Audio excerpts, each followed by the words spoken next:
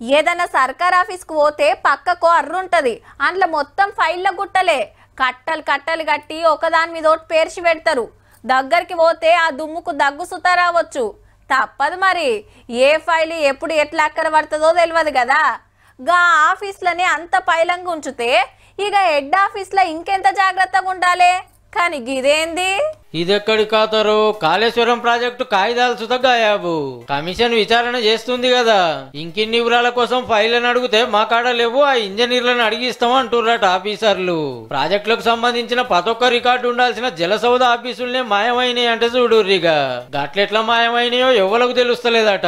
అయినా కమిషన్ ముంగట పెట్టాల్సిందే కాబట్టి ప్రాజెక్టు కట్టిన ఇంజనీర్ల కాడ వివరాలు తీసుకొని రికార్డు మళ్ళా తయారు చేసి పంపుతారట. ఇంకో దిక్కు కమిషన్ డేట్ దాటిపోవట్టే.